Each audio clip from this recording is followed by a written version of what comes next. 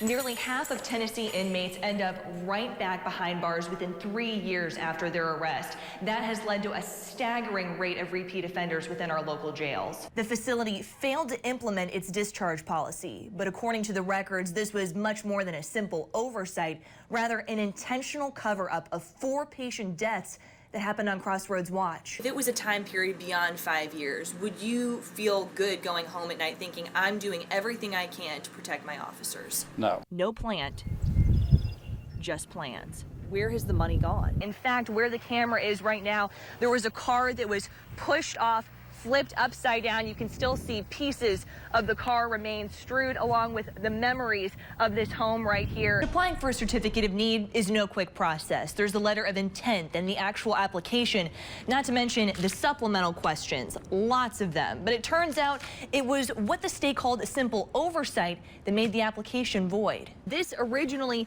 is a driveway that you're looking at. We are in the Tacoma community of Coburn with some of my new friends that I've made today, and I'm with Joshua Derry. Now, show us exactly, look how deep this is right now. Guys, if you can see the paddle right there, probably about knee deep. Our records request revealed over the last 3 months, 230 DUI cases are pending in Washington County General Sessions Court. Of those, at least 65 are drug related. But the DA's office tells me, in reality, that number is far higher. Some of the examples of Molly here at the Washington County Sheriff's Office. One is a darker white form that you can see here. Others filled with what looks to be more like sand. You'll look behind me. This is just one of the homes that's facing damage. The roof has been ripped off. You'll see some of the shingles. The wind is picking up. Nowhere in that news release, which I'm looking at right now, does it even mention the chemical being released or the wastewater that was discharged into the river. When we first checked in with TBI 3 months ago, the turnaround time for a toxicology report was 9.5 months. Today, it's a time frame that TBI admits is still far too high. Here's what we know right now. Just moments ago, I spoke with the lead investigator, and he told me right around 9:42 this morning is when a person entered armed with a handgun demanding narcotics. Clinics that we're aware of, there are about 5 that we are aware of. There's absolutely no way that's true. We know it even in Johnson City.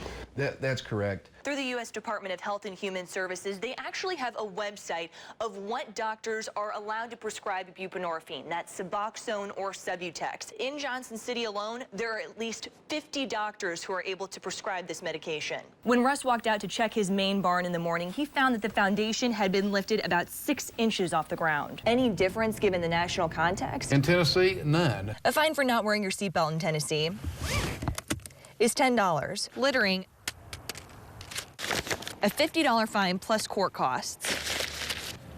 The fine for Lee, charged with 6 counts of animal cruelty, $2 per horse. You know, we could talk about the damage all that we want, but the visuals are what really take your breath away. I'm going to step out of the shot right now just to describe to you the story of the man that lives here right now, he and his wife. If you look up at the porch on the corner, he was standing at the edge right there when the tornado hit. He went and looked off his back porch, saw the funnel coming, then ducked back around the corner and saw all of the damage that you can now see behind me. Through a public records request with the North Carolina Department of Health and Human Services, I obtained copies of 2011 through 2014 deficiency reports for Crossroads, Weaverville, Asheville, and Greensboro clinics. Among the hundreds of pages, penalties for failure to protect patients from harm, abuse, neglect, or exploitation, failure to ensure state and national criminal record checks for employees within 5 days of hire, inadequate training, dosing errors, and failure to ensure client program compliance. If you think that those are concerning, one stood out above the rest related to patient deaths.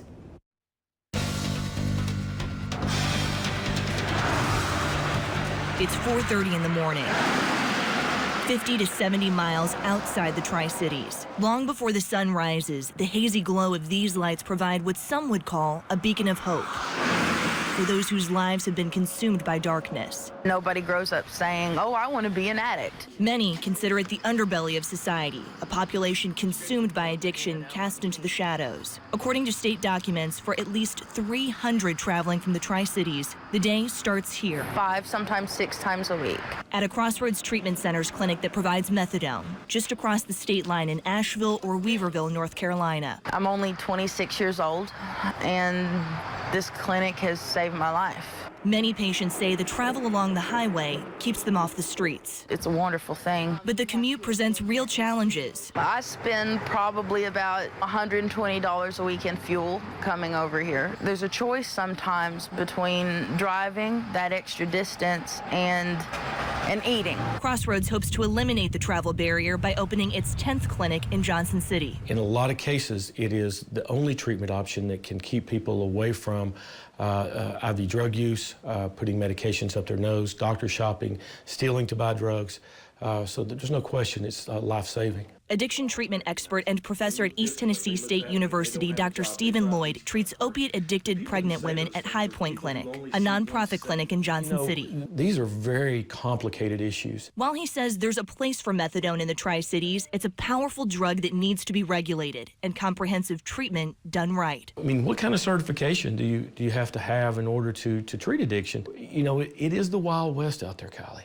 I started digging through public records from other states where Crossroads operates and found a state inspection report from Crossroads Treatment Center of Northwest Georgia. The report from November 2012 reveals 12 of 14 appointed substance abuse counselors were not certified or trained to provide addiction counseling services. A state interview with the clinical director documented in the same report revealed, quote, "I was not aware that you need certification in the state of Georgia. I thought a high school diploma was adequate. We hire our counselors and employ them as in training." Then, within a 139-page statement of deficiencies for Crossroads Greensboro Clinic dated July 2013, I discovered this. The facility failed to implement its discharge policy, but according to the records, this was much more than a simple oversight, rather an intentional cover-up of 4 patient deaths that happened on Crossroads watch. Text messages from May 2013 between a counselor and associate program director transcribed in the state report reveal the counselor was concerned. Quote, "You really thought it was a good idea to lie to the state?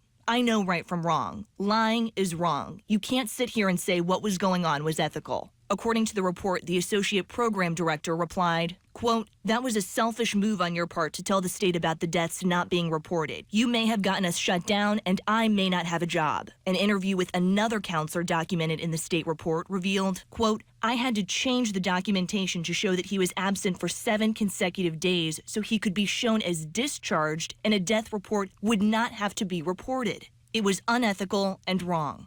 A state interview with the corporate director of clinical practices detailed in the same report confirms Crossroads of Greensboro discharged 4 patients after they died. The causes of death are not mentioned in the report. A letter from the state to Crossroads dated August 2013 indicated the State Department of Health and Human Services issued a $20,000 penalty for violation of the Protection from Harm, Abuse, Neglect, or Exploitation, and an intent to revoke the Greensboro Clinic's license. However, that intent was later dropped, allowing the clinic to keep its license and work out a settlement agreement with the state on the fines. Back in Weaverville, for the hundreds making the trek to treatment, it's a journey they hope comes to an end with the beginning of a Johnson City clinic. I have a job. I have a husband. This clinic, it helps us and everybody here to stay off drugs and to stay on the right path. We tried to talk with Crossroads about these reports, and I first began reaching out to co-founder Steve Kester and his attorney in July of last year. Kester never got back in touch with me. Then in the last 3 weeks since Crossroads applied for a certificate of need to open a clinic in Johnson City, I've called Crossroads corporate office, its attorney and CEO numerous times and sent several text messages as well. Last week, the CEO, Rupert McCormick, finally replied with a text that simply said, quote, "My on-the-record response at this time will need to be no comment at this time. We look forward to discussing soon," end quote. I just started screaming, and I just, how? This is horrific. Penelope Pear's father was sitting at a stop sign in Piney Flats before a woman hit him going 45 miles an hour, a crash that led to his death. Like anyone, Pear wanted to know what happened. I said, was it alcohol? And they said no. When a blood sample turns up negative for alcohol, the Tennessee Bureau of Investigation's toxicology units run the sample through a series of tests to determine if drugs were involved. That was the case for Patricia Ray, who Pear learned through a TBI official toxicology report was driving under the influence of several prescription drugs. But that answer didn't come until 23 weeks after the crash, more than 5 months after her father's death. The Sullivan County District Attorney's Office told me that was the expedited turnaround time. Justice is not swift in these circumstances. Not by a long shot, even though the Sixth Amendment guarantees those charged with a crime the right to a speedy trial. First Judicial District Attorney Tony Clark says right now he has a case that's a fourth offense DUI, which is a felony. The blood results were obtained in May of last year, and we are still awaiting. Most recently, a vehicular homicide case, it took 11 months to get the drug alcohol back. On top of the obvious strain that puts on both victims and the accused, the problem is this. Cases have been dismissed or cases have been lost due to the time that it's taken to get the lab results back. It has happened. Sullivan County DUI prosecutor Benjamin Rowe explained that the statute of limitations on some crimes can be 1 year. If it's taking 11 months, you can do the math, and that only gives us around a month to determine whether or not it's something that should be presented to a grand jury. That puts a major strain on us. It's a waiting game Rowe says sets the public up to lose. The faster results come back, the better. Because of that backlog, a person could get a DUI, then be charged with another DUI, all while awaiting the results of a toxicology report.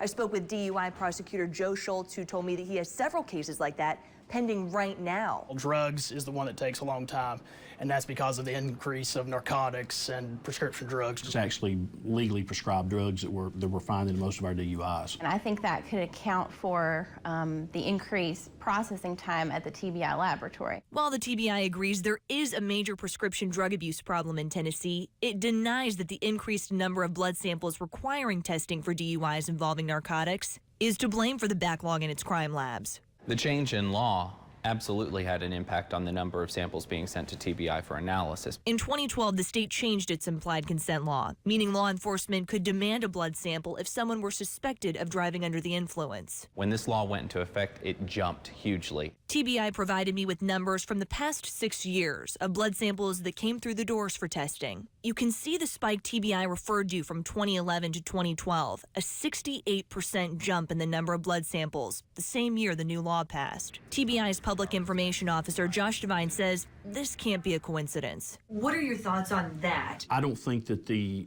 change in the law, that's been almost 3 years ago. As for the drop in 2013, that same year, the Supreme Court ruled it unconstitutional to draw someone's blood without consent. Now, a judge must sign a search warrant in order to do so. I had to ask, with the change in the state's implied consent law, how many times have police pulled over drivers when it comes to the no-refusal weekends? Through a public records request with Tennessee Highway Patrol, here's what I found. In the Fall Branch District, within the 10 no-refusal checkpoint weekends since 2012, there were 5 instances where troopers made just 1 or no DUI arrests. So statewide, is the law really to blame? I think the backlog is a product of a couple of things. Trooper Noah Click says beyond the no-refusal checkpoints and implementing the implied consent law, there's been a big push to up the numbers of DUI arrests overall. Our numbers have increased dramatically, so there's more BACs for them to conduct. Not to mention, he says, the point we brought up about the increasing number of prescription drugs involved in DUIs. I reached back out to TBI with the new information. It stands by its claim that the law created the major backlog. Either way, it's people like Pear still awaiting the sentence hearing of the woman who killed her father in a DUI more than a year and a half ago. I don't want to say moved past, but you have to move forward. Who are having a tougher time doing just that.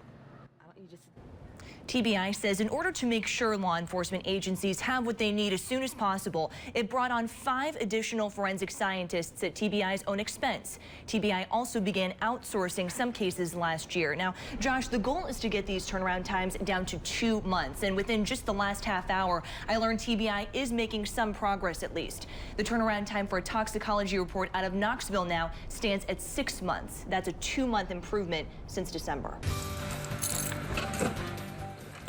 In law enforcement agencies across the nation, there are 2 lines of defense officers don't leave home without: a gun and a bulletproof vest. That might be my lifeline to go back to my family at the end of the shift. There's so many things in this day and time that can happen.